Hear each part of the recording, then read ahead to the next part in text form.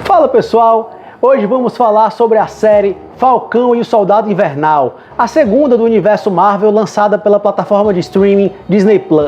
Depois de WandaVision, que tanto mexeu com a internet com milhares de teorias, essa parece não ter causado tanta repercussão, apesar da audiência positiva. No fim das contas, ela é encabeçada por dois coadjuvantes que não tiveram tanto destaque nos cinemas e é responsável por tocar o legado de ninguém menos que o Capitão América. Afinal, é uma série inferior à sua antecessora ou foi apenas a perda do fator novidade? Vamos comentar tudo, mas antes já sabe, clica aqui, se inscreve no canal. Na trama, Sam Wilson, vivido por Anthony Mackie, luta para assumir o posto de Capitão América. Ele se junta então a Bucky Barnes, vivido por Sebastian Stan, numa jornada que envolve soldados com habilidades desenvolvidas. Um dos grandes méritos de WandaVision foi tentar fugir da já conhecida fórmula Marvel, apelando para a metalinguagem e homenagem a sitcoms de décadas passadas. Como ficava a dúvida sobre o que realmente estaria acontecendo, instigava bem a curiosidade dos espectadores sobre o que viria a aparecer no episódio seguinte. Não é bem o caso de Falcão e o Soldado Invernal, que segue mais a estrutura tradicional daquele universo. Por isso, para quem estava embalado em criar teorias, pode ter se decepcionado um pouco. A proposta é interessante, pois como não se trata de um filme, há mais tempo para abordar o arco dramático daqueles dois personagens. É prazeroso conhecer a relação do Sam Wilson com a sua família, além do desafio do Bucky Barnes em seguir em frente e superar os anos em que foi utilizado como assassino pela Hydra. Existe uma preocupação por parte dos realizadores em mostrar que as cenas de ação não deixam em nada a desejar em relação às produções feitas para os cinemas, e eles correspondem. A demorada perseguição aérea do episódio inicial, que traz inclusive o retorno de um personagem vivido pelo ex-lutador do UFC, Georges St-Pierre, mostra que eles não estão para brincadeira. Podemos ver muito mais as habilidades do Falcão em combate e convence, por mais que os efeitos especiais das asas soem artificiais em alguns momentos, de maneira inevitável. Também existe ali uma pegada de filmes de buddy cop, tipo Máquina Mortífera ou Bad Boys, com uma dupla improvável em que um é bem ranzinza e o outro é mais extrovertido. Mas se tratando de uma série, esta, diferente de WandaVision, talvez tivesse um efeito melhor se tivessem sido lançados todos os episódios de uma vez, como a Netflix costuma fazer. Como são poucos episódios, apenas 6, de 40 a 50 minutos cada, fica a impressão de que todas essas vertentes foram trabalhadas de maneira apressada e com muitas conveniências de roteiro. Apesar de todos os capítulos serem dirigidos pela mesma diretora, Kari Skogland, que comandou episódios de The Walking Dead, O Conto da Aia e O Justiceiro, os ritmos da narrativa são bem distintos entre si. Então, os possíveis defeitos acabam ficando mais explícitos, tendo um intervalo de uma semana para refletir entre um e outro. Fica a sensação de inconstância entre os episódios. O primeiro, em que os protagonistas sequer se encontram, tem aquela cara só de apresentação. O segundo já dá um gostinho bem melhor, reunindo um pouco de tudo que eles querem trabalhar. Tem um excelente momento lá pela metade da série envolvendo o escudo, que tem uma dose de violência que faltava para aquele universo, e faz todo sentido dentro daquele contexto caótico. O quinto episódio, e o melhor de todos, é carregado de drama e funciona de maneira perfeita para o arco do personagem Sam Wilson.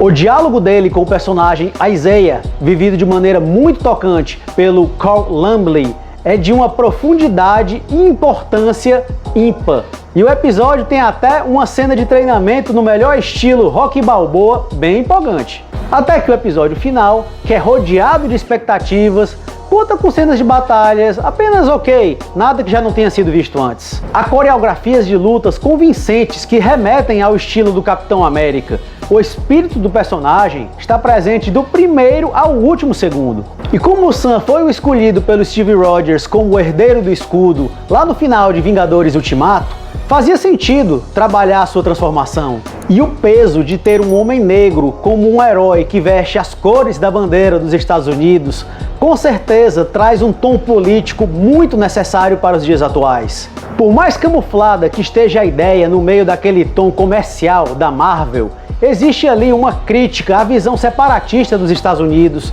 tão forte durante a gestão do presidente Donald Trump.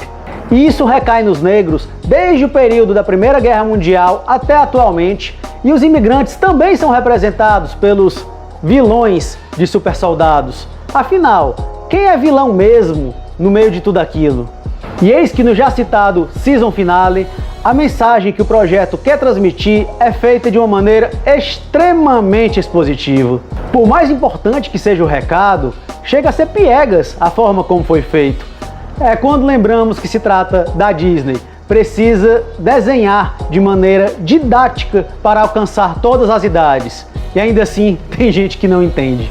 O Anthony Mackie está convincente no papel principal, transmitindo bem aquela transição entre a eterna dúvida para a confiança.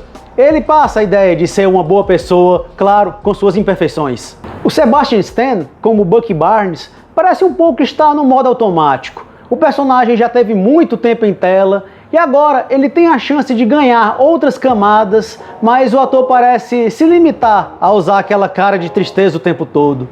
O elenco de apoio conta com nomes que já deram as caras antes, mas não tiveram grande espaço, como é o caso do Daniel Bru, que vive o Barão Zemo. Se em Capitão América Guerra Civil o personagem estava completamente descaracterizado em relação à sua versão dos quadrinhos, aqui encontraram um meio termo interessante. O personagem segue com uma pegada misteriosa e eu acredito que terem afastado ele em um certo ponto da série não foi de maneira aleatória. Provavelmente estão reservando algo maior para ele e tomara mesmo, porque o personagem é muito bom e o ator nem se fala. Temos também o retorno de Emily Van Camp como a Sharon Carter.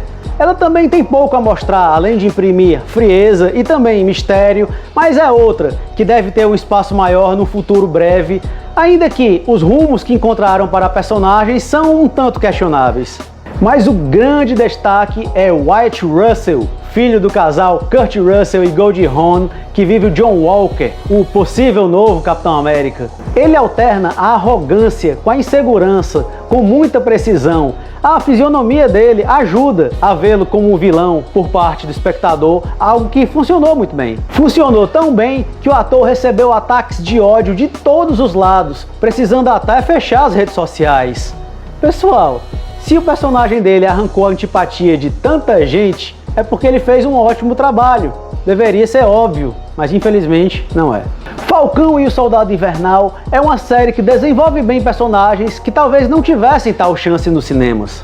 Peca um pouco pela irregularidade e o interesse pode ser prejudicado pela expectativa após as ousadias que deram tanto certo em WandaVision. Mas ainda assim, entrega o que propõe dentro daquela fórmula já tão bem sucedida e ainda traz uma representatividade essencial para os dias em que vivemos.